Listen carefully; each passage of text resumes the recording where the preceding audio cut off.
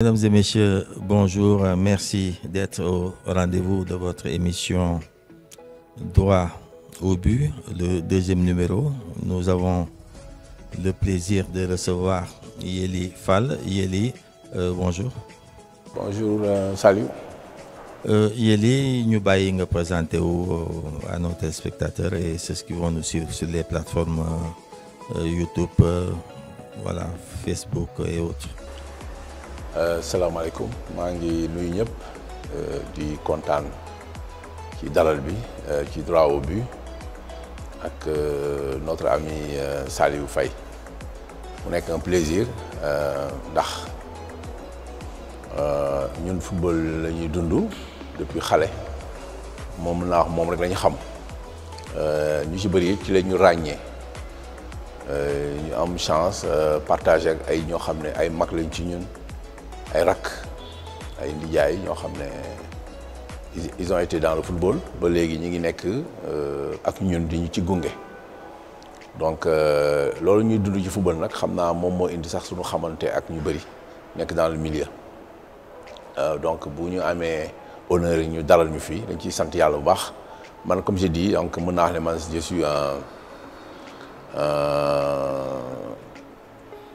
habitué des stades.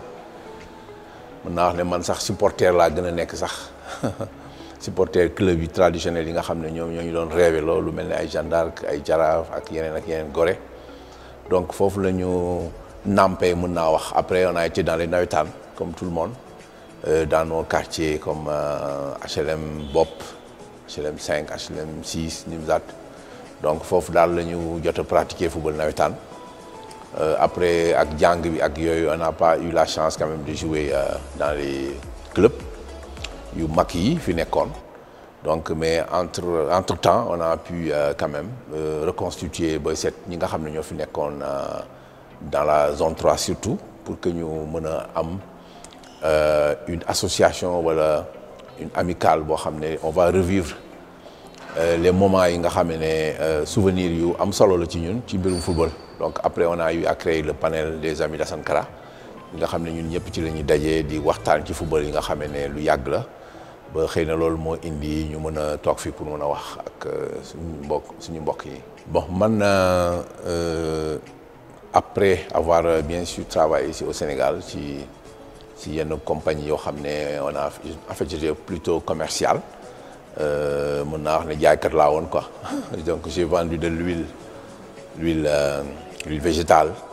J'ai travaillé dans une boîte bu ñu wax Sénar à la Rufisque boo xam ne suñu benn oncle moo fa nekkoon actionnaire Abdou Karim Fall donc mën naa wax ne foofu laa liggéey avant loolu j'ai bossé avec mon papa qui avait une société qui était dans le bâtiment EBS la tuddoon donc entreprise de bâtiment et d'électricité donc foofu laa xamee lu bëri ci rouage administration foofu laa testé quoi après bien sûr bi ma demee def tuuti université j'ai fait un peu de droit là-bas après nag si laa dem liggéey un peu dans les entreprises familiales mën naa wax après nag si la ma yàlla nattoo ma tukki donc quand j'ai voyagé maa ngi nattu la wax parce que foo xam ne saa yoo fa nekkee sa xel mi ngi sa dëkk ça veut dire que loolu métti na quoi waaw donc même bu dee di nga ci jàng lu bëri expérience yi moom toujours day am parce que di nga xam lu bëri ci yeneen nit naka la ñuy dundee yoo xam ne yow da nga ko daan xool nii rek donc dina am yu neex bien sûr di nga fa jàng lu bëri donc j'ai eu la chance de travailler avec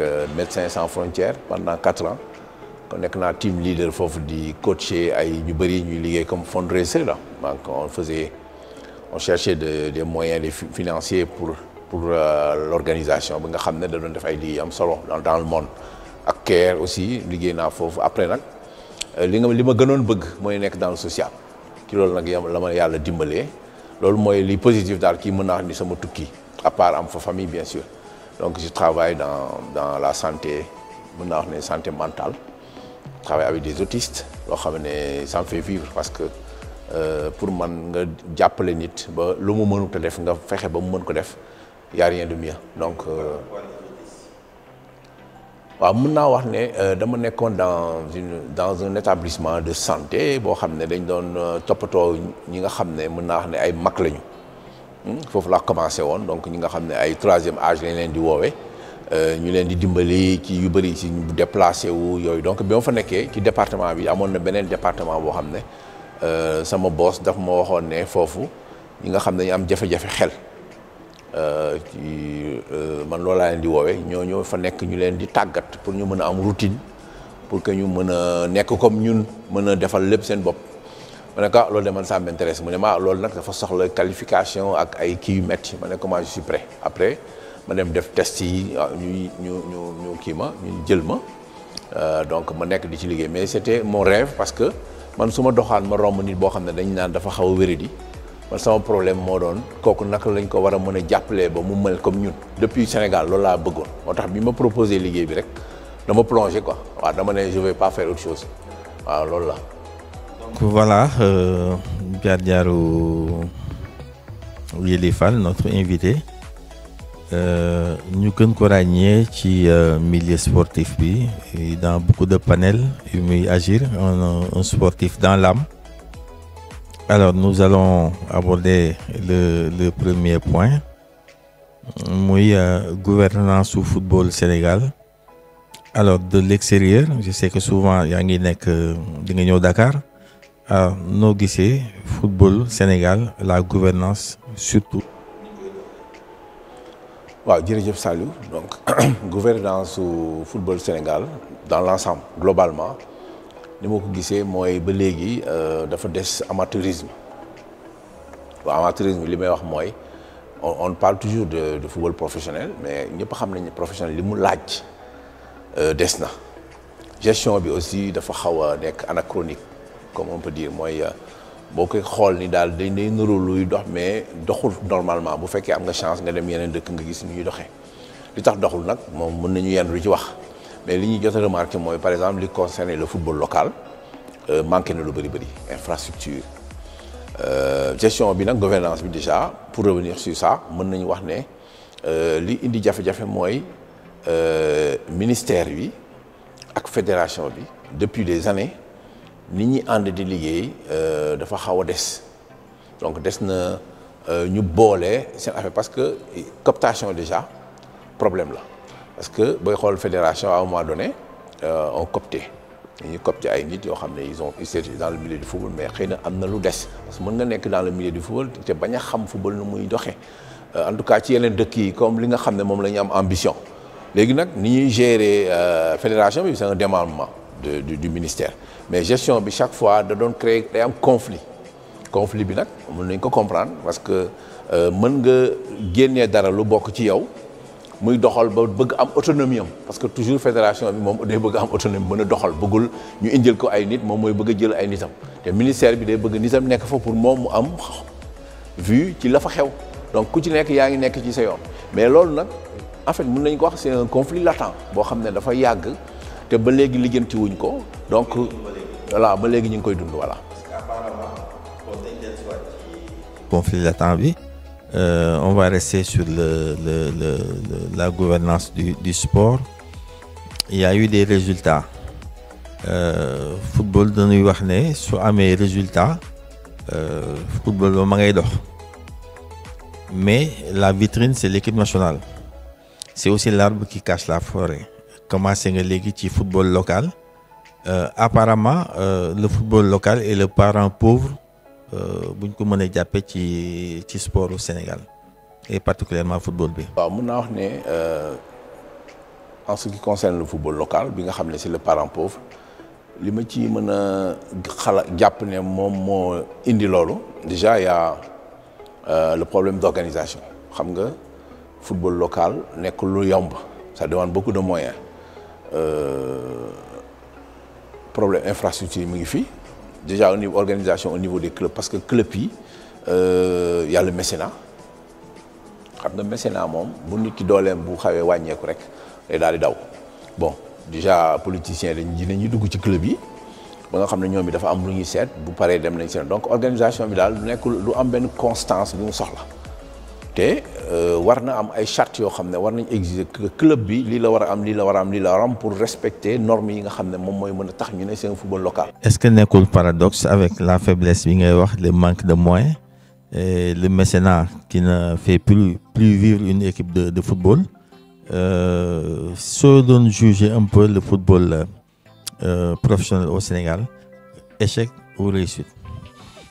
Le football professionnel dafa amul sax xam nga peut-être dans les textes on parle de football professionnel mais il y en a pas parce que football professionnel déjà exigence yi club yi koy respecté fii bu dee am na sa bëriwul donc côté salaire yi joueurs yi conditions de vie ñu war a nekk tout ça on n'en a pas donc fii chaque jour nga dégg club yi joueurs yi parle de salaire impayé da ngay dégg ay problèmes bëri déjà pour que petite catégorie yi sax ñu am championnat normal loolu aussi c'est la ligue professionnelle qui doit encore améliorer liggéeyam parce que tam bu ñu la joxee dara war na mat fédération bi tout ça donc c'est un ensemble global ñun nag Sénégal noonu la da ngay gis ñu wax loo xam ne en fait ci théorie rek la nekk mais nag ci pratique bi y en a pas léegi football local gis nga c'est comme au niveau de la fédération ak football déjà équipe nationale dafa manqué marketing te marketing dafa am solo football da nga koy war a mën a jaay déjà problème infrastructure taxaw na organisationnel taxaw na yeneen da ngay doog yenn saa yi sax arbitre yi ñu ne fay ñu leen donc il y a tellement de choses qui font que football professionnel moom amagul. mais noo gisee président Babacar Ndiaye bu Teungueth FC mu ne c'est le président de la Ligue Pro qui gère tout moom mooy buumi ci finance yi que ne li xew Ligue Pro dootu fi xewati. Que les présidents de club ils ont pris les responsabilités 15 ou 20 daje nañu pour éventuellement peut-être sonner l'alerte noo gisee sa position par rapport ak défiance la wala lan. waaw bon man déjà Babacar Ndiaye c'est quelqu'un que je respecte beaucoup xaw ma ko mais dafa am lu mu liggéey fii ci au niveau de Teungueth la n'est-ce pas Teungueth FC. loo xam ne franchement c'est vrai que mën nañ ko woowee mécénat mais il avait des ambitions yu leer te xam noonu fu mu bëgg a dem mais malheureusement comme je dis ñi leen war a accompagner dafay des te nag boo demee ba yow ngay jël sa alal sa jël lépp di ko def fenn te ki nga xam ne moom la ñu wax mooy la structure qui doit t'accompagner nga gis ci ay lacunes da ngay dem ba ne bon man est-ce que soxla naa ko xëy na man mën naa demal sama bopp donc c'est tout à fait normal léegi nag ñoom dañu war a toog aussi ñu waxtaan. parce que comme ñoo bokk fu ñu war bëgg a dem war nañu mën a toog waxtaan moo gën par exemple petit conflit yoo xam ne mën na indi ay jafe-jafe parce que ay démembrement yu tegoo la donc le ministre doit être impliqué moi je pense que ne loolu aussi dafa am solo ministre bi dafa war a oote parce que moom mooy kilifa ñooñu ñëpp moom mooy parce que loolu la fii demee démembrement donc fi mu jógee kay kooku bànqaas boobu donc garab gi c'est le ministre loolu moo am Sénégal donc moom war na woote. Fédération ñi nekk ci ligue bi ñoom ñëpp ak les présidents de club ñu toog parce que le problème principal Sénégal pour que professionnalisme mën a am c'est déjà que club yi dañu bëri loolu moom la ñu war a njëkk a xool cahier de charge yi duñ ko mën a respecter parce que en fait ñëpp xam nañ lu tax club yu bëri parce que au niveau du vote ak yooyu ñëpp xam nañ ne les gars ils ont créé des clubs un peu partout léegi nag loolu day indi jafe-jafe donc club bi war nañ ko mën a réduire parce que su fekkee exiger nañu ay cahier de charge yoo xam ne nii la war a toll war nga am lii lépp bu fekkee club bu ko respecté wul ñu def comme dans les pays kii nga xam ne dañ leen rétrogradé yóbbu la foo xamee ne voilà donc. jamono joo xamante ne ministre bi dafa àddu ci subvention yi muy accordé yu état bi di accordé au club en lice si continent bi alors mu indi woon une certaine polémique. Alors yow lan la def cette décision brutale pour certains de la nouvelle ministre des sports bu dindi subvention yi ci club yi nga xam dañuy dem bon apparemment la Ligue Pro nee na moo koy jël en charge ku sa dépense motul nga ne da ngay jël en charge volet voyage alors noo ko jàngatee. D'abord damay profité di nuyu. moom moo yore ministre de tutelle bi nga xam ne xëy na yàggagul toog mais dafa nekk foo xam ne xam na ko parce que nekkoon na ci bu baax a baax mi ngi jël nag ay décisions yoo xam ne au tout début ñun ñëpp ñi ngi doon wax ne que c'est une bonne chose par rapport ak bi fédération bi ñu buggee woon def assemblée alors que am na lu desoon donc ñi ngi gis ne que mi ngi nekk ci domaine bu mu maîtriser bon apparemment c'est pas le sentiment de tout le monde parce que lamb bi ñu ngi koy ŋaññ football bi sa relation avec le ministère de la fédération c'est pas trop huilé je te laisse continuer. Voilà donc man li ma jàpp mooy de manière neutre li ma jàpp mooy boo soogee di liggéey fenn booy defar. booy defar da ngay mel ne kuy yàq. parce que ba da nga fi fekk loo xam ne dañ ko war a soppi. donc tu veux dire que football bi dafa sooxe boo xam ne foog ñu joyanti ko. voilà xam nga football bi comme ni nga ko waxee andil nañu ay coupe. wax dëgg yàlla tout n'est pas mauvais ah. moi je salue ñi nga xam ne ñoo fi nekkoon di liggéey ñi ngi fi nekk ba léegi. parce que nag c'était pas évident ñu gagné ay U20 yu bëri. gagné coupe d'Afrique. mën naa wax ne si seen magistère la parce que ils ont eu la chance quand même de rectifier toog nañ fi lu yàgg. donc defar ba en tout cas équipe nationale yi daal indil nañu ay coupe lu jëm ci football. kon mënuñu xalab lépp. léegi nag gestion moom toujours noonu la il faut que ñu koy jooyanti. pour que mu gën a baax. te nag man je suis pour la rupture. est-ce que rupture brusque bi xëy rek jël na décision ne voilà ce qui va se passer est-ce que niruwul aussi. bon waaw côté boobu moi je suis d'accord que concertation moo la jiitu. j'ai même eu la chance d'en parler avec notre ministre. bi ma amee occasion pour wax ak moom nee naa ko su doon man la. damay oote concertation. waxtaan dafa baax sama papa daan na wax ne jokkoo moo war a jiitu joote. te olof la nag. bu ngeen waxtaanee. yenn saa yi mën na def ba jote du am. xëy na nag moom. dafa def benn note envoyé ko fédération. ñoom ñu bëri dañuy taxaw foofu ñu bëri ngi naan fédération daf ko yoole. waaw loolu lay nuru mën na mooy yoole moom. parce que une décision qui a été prise le 7. donc ils ont attendu le 19 pour génne ko. exactement une note aux ligues et aux équipes. c'est de bonne guerre. est-ce que dafa am guerre entre ñoom. parce que nee nga c'est de bonne guerre. c'est de bonne guerre mais mën na bañ a nekk guerre. non da nga ne c'est de bonne guerre. c'est de bonne guerre mooy dama yaakaar ne loolu. est-ce que amul looy bañ a wax ci diggante fédération ak ministère bi. non man li may waxee c'est de bonne guerre. le fait que ñu yoole ko mooy kenn bëggul assumer. la rupture. parce que ministre bi. donc c'est tendu. seen relation c'était pas. je crois que c'était à un moment donné. parce que xam nga. lu mel noonu boo ko jotee da ngay yaakaar ne kii de lim ñu waroon a jàppale da koo bëgg a dagg alors que ñëpp xam nañ ne football local moo war a jël boppam en charge bu ñu organiser woo. mais d'accord nañu foofu mais dañuy rester ci ministre bi. waaw parce que dañu tëb mu jël njëkk na jël benn décision. reporter assemblée générale. fédération bi. ñëwaat ne leen dootuma subventionné nangam. waaw donc est-ce que à ce rythme gis nañ ñu mu gérer le cas Pape Thiaw salaire bi mu wàññi. est-ce que à ce rythme football bi duñu yaakaar ne moom est lame à contre-courant. waaw man gisoo ma ko noonu. en âme et conscience li ma jàpp mooy régime bu bees bu ñëwee. non c'est pas une question de régime parce que moom ku nekk ak sa touche.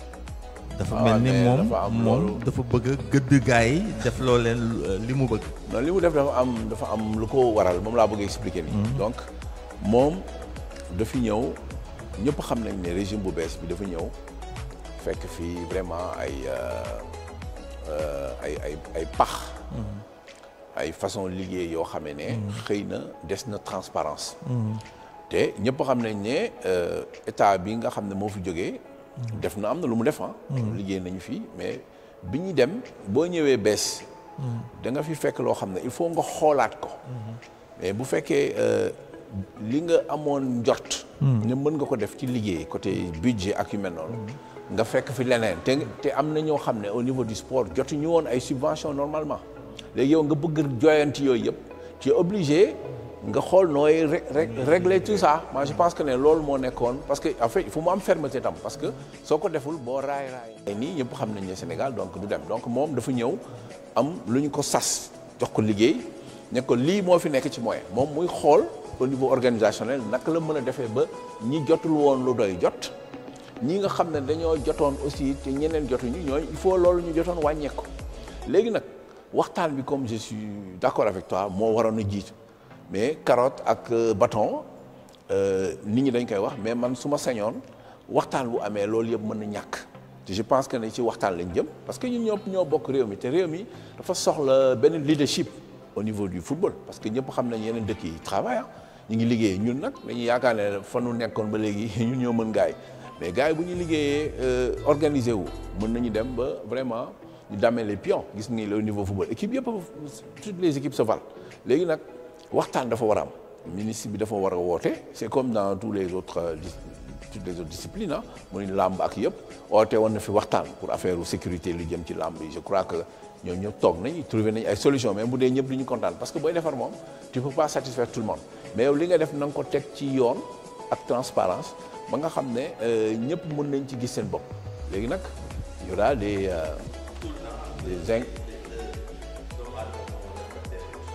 c'est ça. doomu aadama moo réfractaire au changement mën nañ ko comprendre dans ce sens. Alors on lui souhaite bonne réussite. Jigéen ci biir góor jafe na. waaw mais comme ni nga waxee rek nañu dem di continuer ci concertation bi. L'équipe nationale de football du Sénégal. Alors ñu dàq Aliou Cissé parce que noonu laa ko mën a tuddee. yow ak sa xarit copain waaw. yow ak sa xarit Chérif. Aliou mooy suñu xarit moom. yéen ñaar ci seen panel ñu gis ne vraiment le débat bi doon am ci biir. Aliou Cissé ñëw donc Aliou Cissé dem Pape Thiaw ñëw nous entrons ci phase yi gën a am importance ci CAN éliminatoire coupe du monde 2026 alors les derniers matchs du Sénégal. Déjà la touche Pape Thiaw. mën nañu ci commencer déjà avant loolu ñuy souhaiter à Aliou Cissé bon vent. parce que liggéey na fi donc tout n'a pas été parfait. mais def na fi loo xam ne jaloore ba léegi ça va rester. kon fi mu dem ci Libye donc yàlla na ko fa yàlla defal ndam yu nga xam ne moom la ñu koy yéene. léegi après il y a la touche Pape Thiaw donc c'était transitoire d'abord après on l'a confirmé. léegi bon il a beaucoup à prouver parce que nag mi ngi soog a ñëw. en tant qu'ancien joueur bien sûr on n'a pas de doute que war na mën a yore équipe bi. xam na football professionnel mooy lan. donc il a baigné dans le groupe aussi xam avant muy ñëw jot nañ ko may ay chance mu ndoxal groupe bi. bi mu ñëwee aussi gis nañu changement boo xam ne vraiment premier match am c'était très positif ñun ñëpp waxtaan nañ ne que indi na loo xam ne booy gën a leen mettre à l'aise ku ci nekk par rapport ak li nga doon def. Est-ce à dire que boy il n'était pas à l'aise parce que waaw j'entends souvent ce refrain il s'entend avec les gosses pour un peu justifier le fait que ñu nommé ko yaa ngi koy évoqué waat. waaw alors ma bàyyi la nga yeggali. le constat que ñenn ñi nga xam ne ñu ay borom xam-xam ci football la ñuy bëgg football di ko topp rek le constat bi ma doon def mooy am na ay joueurs yoo xam ne teguñu leen woon ci seen poste de prédilection nga xam ne mën nañu évoluer par contre il y avait des joueurs yu ñu doon indi ñu am yenn qualité on leur donnait pas leur chance. donc loolu bon Aliou il jugeait parce que moo leen doon yore mais ñun en tant que ñu analyser di xool doon nañu ko jàmbat. doon nañu ko jàmbat léegi nag Pape Thiaw bi mu ñëwee xaw na rectifier loolu. malgré que les gens disent que Aliou Cissé mooy Pape Thiaw mooy Aliou Cissé. parce que c'est des critiques qui ont fusé après le match. waaw on peut le penser parce que li tax mooy Pape Thiaw moom teel nañ ko imprégné ci équipe bi alors que y avait d'autres personnes yoo xam ne amoon nañ des qualités qu'il faut amoon nañu background boo xam ne war na woon na mën a tax ñu dugal leen si déjà après on va revenir à la direction technique xëy na bu ba ñu may tuuti kii mais donc moi je pense que Sénégal bëri na ay entraîneurs même ñu nekk bitim réew yu nekk fii yoo xam ne am nañu bagage. En tant qu'ancien footballeur def nañ seen ay diplômes qu'il faut pour war a mën a yore équipe nationale. donc waroon na nekk daal appel à candidature. bu leer. man dama bëgg lépp rek mu tegu ci yoon. bon ñoom nag si seen biir xëy na dafa am benn continuité bëgguñu woon rupture par rapport ak qualification yi. ñoo xalaat ne ku beñewul ci groupe bi ñu indi ko bees. après du xam la fa xewoon xëy na. mën na am benn genre cassure. xëy na ñoom loolu la ñu bëggoon moo tax ñu bëgg Pape Thiaw dem ba yóbbu équipe bi Coupe d'Afrique ak qualification Coupe du Monde. c'est un choix. mais man su ma sañoon dañuy oo ñu bëri ñu am xam-xam. ku nekk ñu déglu la. parce que Sénégal c'est le Sénégal tout le monde mënuloo parce que kii nekkul woon ci équipe nationale bi rek que duñ ko woo. y avait des gens comme Pape Fall ku mel ne Sadio Demba. ak ñeneen. ñoo xam ne ils ont fait leur preuve en tout cas en tant que footballeur ak coach. ci yenn dëkk yi. mais ñu may leen seen chance parce que ñoom mënoon nañu sax xool peut-être que mu am kenn ku ñu jël en tant qu'adjoint muy baigner dans le truc après nag. ñu jubal ci direction technique bi. waaw parce que boobu aussi dañ ci war a wax.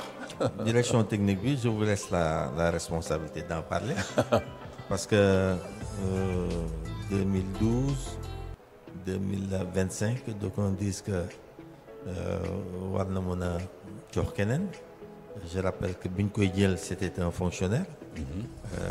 Alors le cas Mayacine Mar. waaw doit-il oui ou non continuer wala ndax dafay voilà. waaw d'abord ñu nuyu grand Mayacine parce que quand même c'est un grand frère boo xam ne on a beaucoup de respect pour lui par rapport ak son passé lu mu jaar en tant que manager yàgg ci groupe bi xam lu fa xew. mais comme je dis rek nul n'est éternel. boo jàngee ba mokkal ñu jox la nga liggéey. benn moment yow it war ngaa céder la place à d'autres personnes yoo xam ne am nañu des qualités pour war a ñëw mën a liggéey donc moom mën na nekk en attendant ñu installer ñeneen mais déjà en amont li gën a am solo déjà mooy cahier de charge bi nga xam ne moom la ñu war a jox le directeur technique parce que on a un directeur technique mais apparemment on n'a pas une direction technique loolu moom yàgg naa ko xalaat parce que direction technique da ngay am cahier de charge bu leer lii lañ la laaj petite catégorie yi surtout petite catégorie yi ñu gis ne am na benn suivi parce que mën nañu dajale ay jeunes yoo xam ne dem football loo leen équipe nationale ñu dem gagner mais comme tu dis c'est l'arbre toujours qui cache la forêt donc war nañu organiser championnat boo xam ne dañuy gis comme avant li doon am y avait un championnat réserve non di nga fàttaliku joueurs yi mënul woon bokk ci équipe A yi lañ leen doon jeu champion régulier parce que on joue pas assez au Sénégal loolu nag li ko wundu direction technique bokk na ci ak ñi leen fa teg ak infrastructure yi nga xam ne dafa manqué à un moment donné donc loolu yëpp y a la responsabilité de la direction technique. mais moom formation li muy def nii la formation. waaw c'est vrai wax nga ko mais il est omniprésent en équipe nationale d'accord nga ci loolu maanaam bu xale yi di wàcc ci bus bi ma nga fa ma nga ci hôtel yi ma nga ca entraînement yi loolu mooy omniprésence am. Est-ce que rôle directeur technique la li muy def nii est-ce que c'est son rôle accueillir des joueurs ci bus ci hôtel yi gis nañ ko. waaw xëy na depuis que bi ñu koy commencé critiquer dans le sens mu ngi koy wàññi. mais est-ce que c'est ça son rôle fondamentalement. waaw man ni ma ko jàppee mooy yenn saa yi la peut-être benn je sais pas benn paternalisme bu nekk ci moom parce que peut-être qu'il voit yenn joueurs yi comme ay doomam donc te xalaat na ne xëy na war na leen mën a protéger accompagner leen promenade waaw donc loolu déjà tu m'excuses promenade Lyon. nan la fa directeur technique bi def. waaw moo tax ma ne yenn saa yi le rôle doit être bien défini le rôle d'un directeur technique warul sax xëy na am jot di nekk foofu. parce que le directeur technique à un moment donné il peut même être le patron des entraîneurs. c'est le patron su ma ko xalaatee voilà donc moom war naa mën a toog heure yooyu waruta mën a am sax jot xëy na pour nekk di accompagner joueurs yi war naa mën a toog di dem di xool yi ce qui se passe équipe adverse bi lan la ñu war a def ñenn ñoo war a tourner autour de l'équipe lan côté formation lan la ñu war a def donc moom dafa war a anticiper. voilà sur tout ce qui se fait au niveau du football.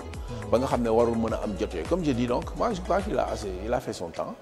il a fait son temps yaakaar naa ne jot na ñu ut beneen équipe. boo xamee ne am nañu xam-xam ci football moderne.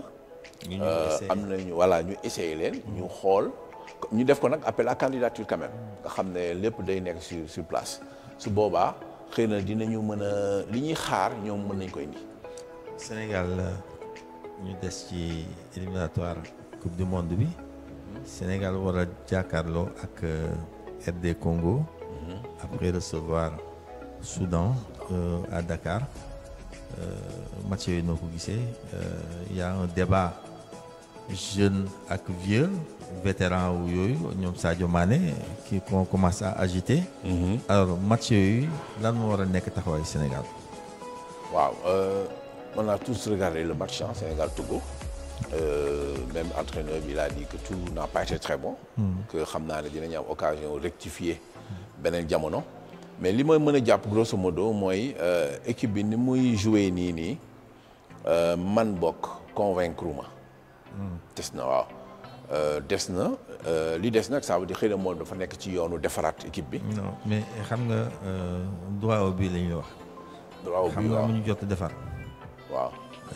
dafa signé ne dafay gagné coupe d'Afrique daf ko signé. waaw loolu la signé. loolu la signé dafa signé ne dafay qualifié Sénégal. waaw est-ce que ku jàng. déedéet loolu kay ku ko signé moom da ngay tari. loolu moo nekk ci comptable de. tari la war a def tari. waaw donc. léegi nag on va lui laisser le temps aussi ah. non temps boobu lay wax temps pour faire quoi. ah. temps pour def la. pour fent. non xam nga ñu ngi naan nañ ko may temps. waaw. contrat bu mu signé contrat bu gàtt la. résultat la Sénégal dafa war a taseeg RD Congo taseeg Soudan match yoo xam ne buñ ci perte rek mën na remettre en cause suñu qualification naka la war a nekk taxawaay Sénégal ci match yooyu. d'abord. je parle aux sportifs maintenant. waaw d'abord je crois que bi mu ñëwee ba léegi il a eu des résultats positifs je crois. waaw il a eu vraiment 6 victoires donc comme résultat moom. la 5 victoires ak benn nul su ma juumee. exactement donc kon bu dee côté résultat moom. wax dëgg yàlla on n'a pas grand chose à lui reprocher. def na maximum. donc mais nee nga match bi doy la. côté jeu match yi doy la. jeu côté jeu. comme je dis je peux. mais yow est-ce que mën ngeen fi nekk ku ñëw rek ngeen ne jeu doyu leen parce que yow loolu nga doon wax yow ak sa xarit Chérif Aïdara. waaw jeu kii bu ñëwaatee ngeen ne jeu mais finalement lan moo leen convaincre. ñoo xam nga ñun nag dañoo tàmmoon. ci seetaan.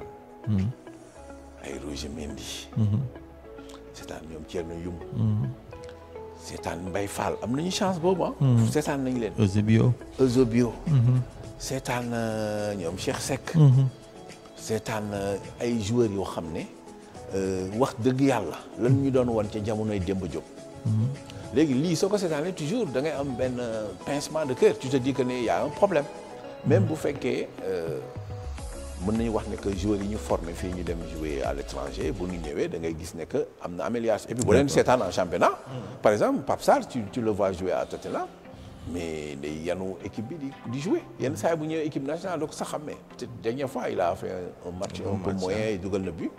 mais moi je pense que ni ñu leen di mettre ci équipe yi la parce que nag gis nga entraîneur dëgg xam-xam la boo xam ne joueur bi insuffisance am yow mën nga ko mottali mën nga fexe ba équipe bi di jouer loo xam ne day convaincre même buñ la gañewul sax dinañ xam ne boo continuer nii di nga dem ba kenn dootu la mën a gañe ñun loolu moo tax on parle de jeu. parce que c'est important. léegi on peut revenir sur les vieux jeunes joueurs. ku mel ne Sadio Mané wax dëgg yàlla kooku am na ku koy wax c'est joueur la boo xam ne moom dafa bëgg équipe bi te bu nekkee ci équipe bi am na benn fusion boo xam ne moom mën na ko créer. ci entre génération ak ñoom Gana. ak ñu bees ñi ñëw. donc moom il est indispensable dans l'équipe léegi nag entraîneur bi moom moo war a xool naka la utiliser Sadio. mais foofu toujours may fàttali nañu ngi seen émission droit au but di dalal Yely Fall Yely toujours foofu Sadio Mané dafa mel ni entraîneur bi ci réseaux sociaux lay classé. réseaux sociaux yi. waaw yow amoo sentiment boobu. li tax moo wax ko. dañ ko ne dugalal Ilaye Camara mu dugal Ilaye Camara Sadio Mané dañ ko war a génne mu génne Sadio Mané en cours de match. waaw li ñu wax critique yi ñu def yëpp après match Sénégal Soudan daf ko jéem a réparer. est-ce que moom. bon il surprend personne. est-ce que moom mu ngi dem ak idéem parce que dégg naa benn confrère di wax ne du classement boobu la waajoon est-ce que tu penses qu'il a les épaules assez larges. Pape Thiaw bon que je salue au passage suñu rakk di ko nuyu. di ko nuyu waaw di ko di ko fàttali aussi bi muy ñëw sama kër HLM. waaw donc pour dire que lu ñu wax ci football bi rek. du pour. c'est une fierté de la zone 3 du pour yàqal ko wala nangam. mais de la critique. tu t'améliores. dëgg moom ñun. waaw moom ñu fekk rek daf ñuy jël yóbbu. donc Pape Thiaw c'est une fierté de la zone 3. ñun ñi nekk doon jaar benn tali ngelaw HLM. ñun ñëpp xam nañ ko. terrain kër tonton Mansour Mbaye defe naa ne ñun ñëpp daje nañ fa football ndoo fa génération yëpp nag. donc il est talentueux et il a été talentueux en tant que joueur. En tant qu'entraîneur aussi, il est en train de faire son bout de chemin. Il a passé ses diplômes, comme on en parle. Donc, mi ngi nekk di wane di tari. Tari nag yombul soo amee équipe yi toll na parce que équipe Sénégal dafa 10. équipe bi yenn saa yi banc bi sax mën nañu départ. donc neexul yore moo tax man j'ai toujours pensé que ku mel ne Pape Thiaw. expérience bi mu am ci en tant que entraîneur yàggagul. entraîneur nag da ngay blanchir sur les harnais de ni ko gars yi di waxee. da ngay def lu nekk. mais est-ce que pour revenir ci kaw Sadio Mané excusez-moi est-ce que ni ñu koy gérer nii noonu la qu'est-ce que lan ngay. Sadio Mané warul woon nekk sax cas parce que soo xoolee Ronaldo par exemple. Ronaldo à un moment donné.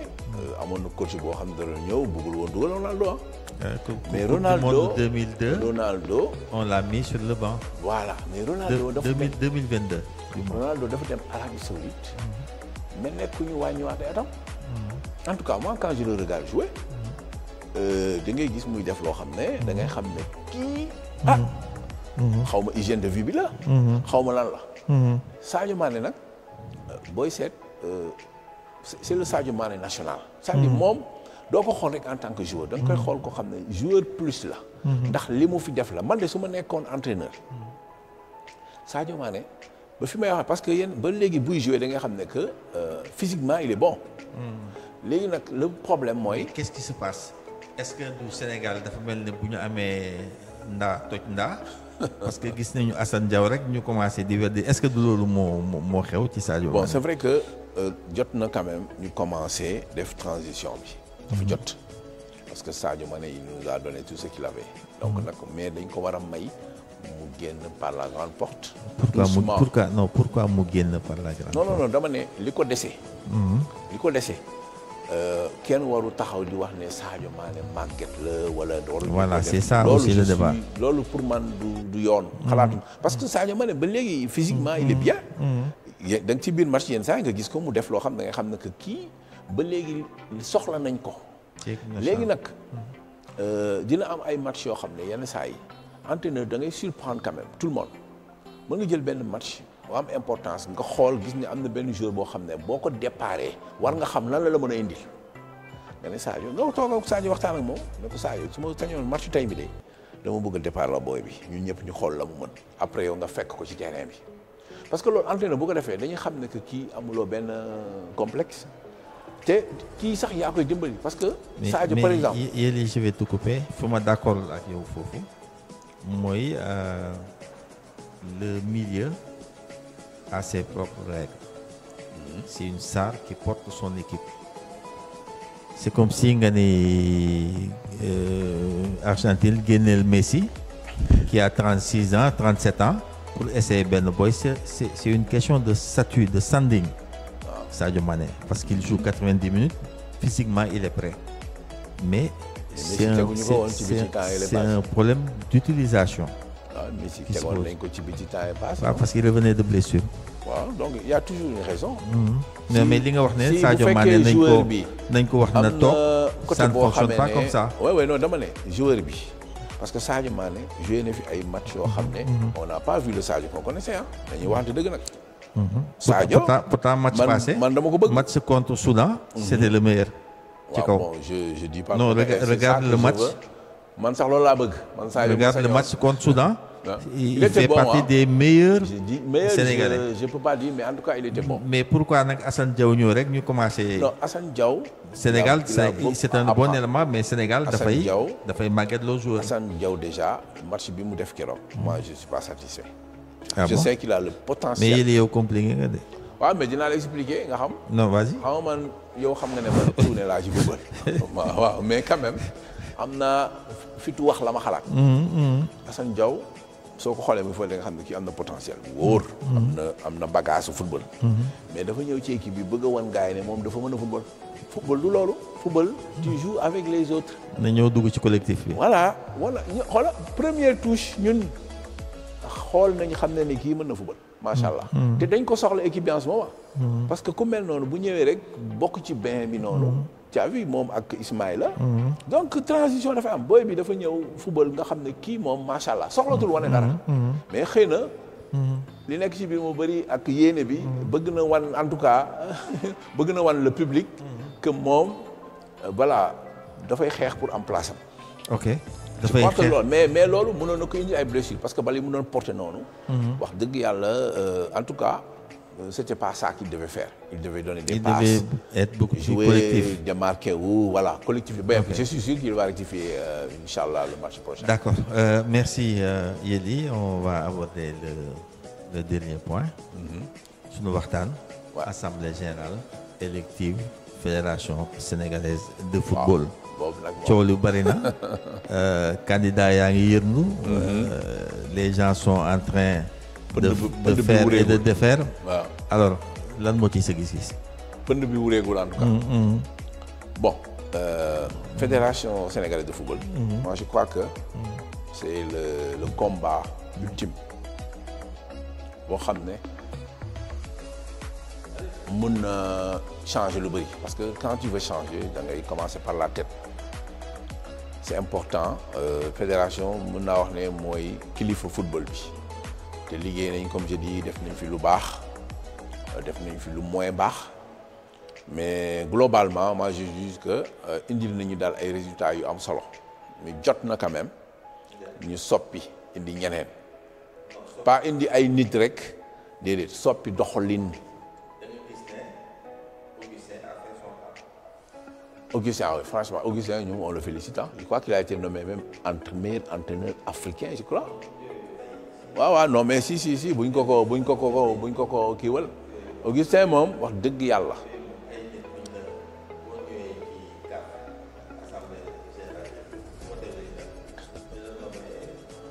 dañ ko koy dàmpaay la quoi pour dàmpaay la. waaw mais quand même il le mérite. Il le mérite waaw.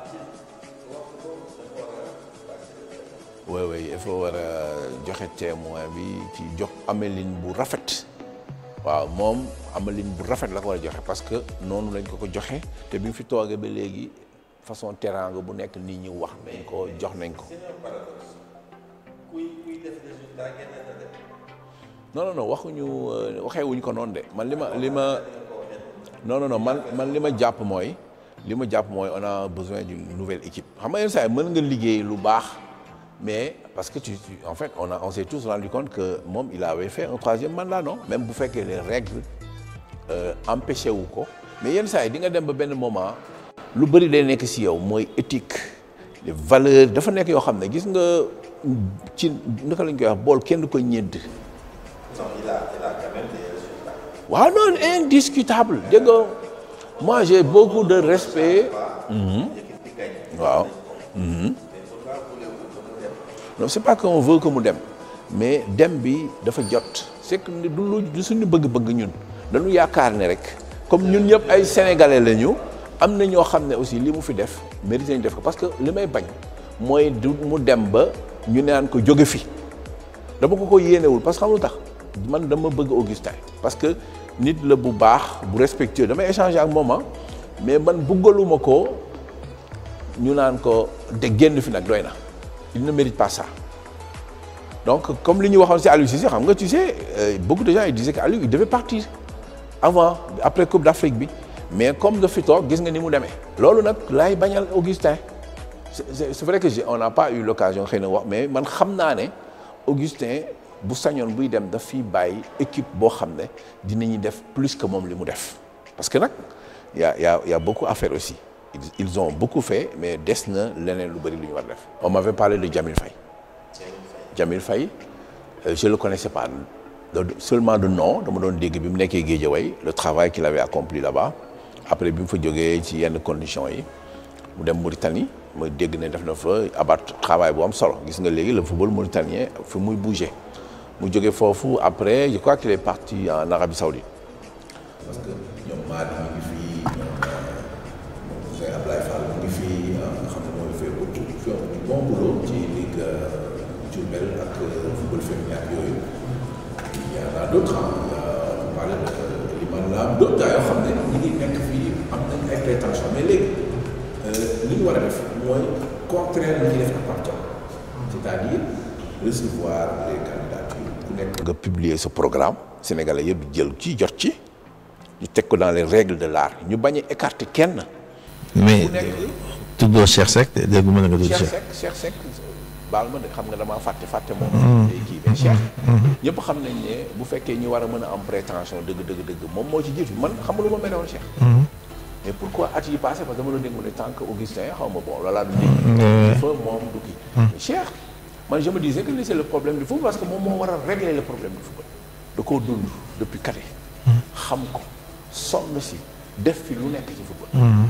ba pare jël jaraaf ba fi ñuy wax ak yow ñi club traditionnel defe naa jaraaf xëy na Gorée dem na ñëwaat jaraaf mooy seen équipe bu fi teg constant.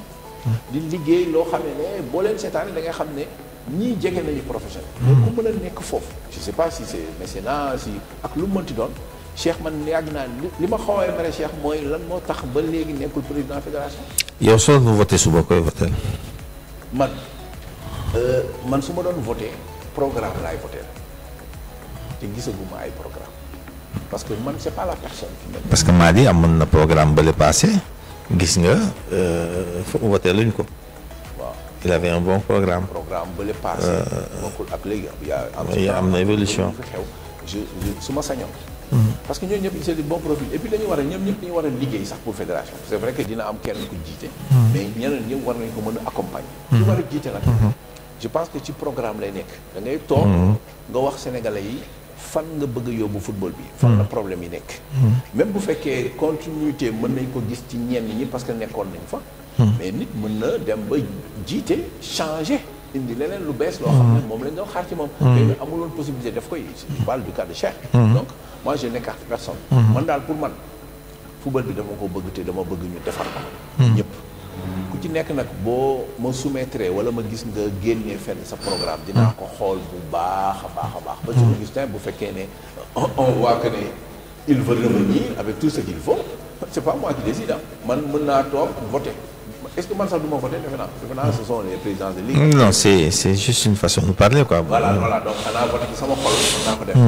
mais man su may wax dëgg. il faut donner plus tôt quoi. voilà ki nga xam ne moom laa bëggoon toujours ma convaincre mais dafa mel ni dafa dellu ginnaaw mais muy Jamil.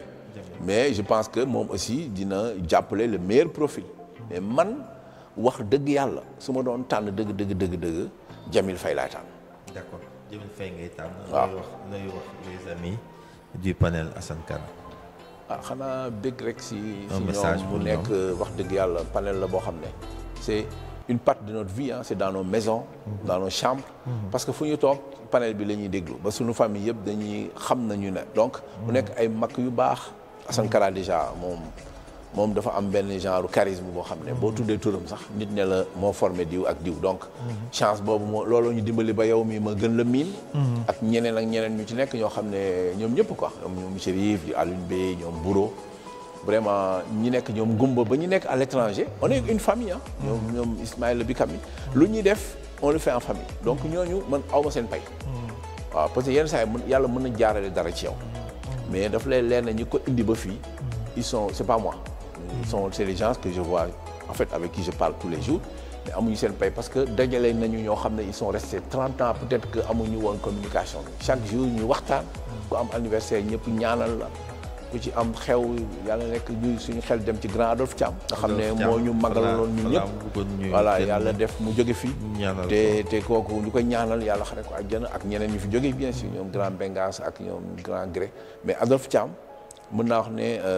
moo c'était l'âme vraiment manqué nañu lool am na lu bëri lu mu yóbbaale ndax li mu yore woon pusoom di defar baax voilà donc yooyu yëpp aussi àddina noonu la demee mais on est toujours là voilà debout pour continuer li ñuy def parce que on veut jouer notre partition aussi ci football bi. est-ce que dañu war a yem ci panel rek. non on a commencé à faire nos papiers. Je crois que déposé nañ ko déjà pour que ñu am au moins c'est une association boo xam ne légale. pour mën a participer on fait appel à tout le monde beneen bi ma bëgg a wax nag nga pour terminer. mooy les anciens yoo xam ne ils sont dans le vraiment. voilà. les anciens footballeurs waaw des anciens footballeurs yoo xam ne lu ne lañ fi def. nekk international ñenn ñuy joué ci club yi ñuy bëggaloon ay nit. ñu dem ba benn jamono ñu bëri ci ñoom ñu ngi tëdd. c'est vrai que feebar fépp lay dal mag. mais vraiment manqué na taxawaay côté boobu Cheikh Seck am na lu bëri lu mu ci def mais Cheikh il peut pas tout faire. te am na benn organisation quand même bu war a nekk autour de ça que ñu am des kii de santé. des structures mutuelles de santé. avec des cotisations avec la participation bien sûr des autorités. pour que ñu mën leen taxaw. parce que ñoom dañ ko soxla c'est comme des soldats. yu bëri ci ñoom drapeau lañ doon sol fii. di dem di jouer. surtout les internationaux grand Diakhou Gueye ñu ngi koy ñaanal yàlla may ko wér. donc Diakhou Gueye nga baal ma mu profité aussi émission bi.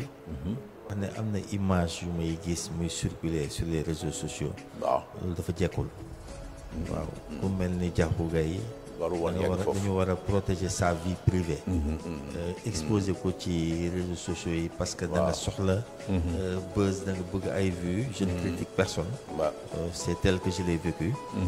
di ñaan yàlla ñiy def yooyu di jël image yooyu.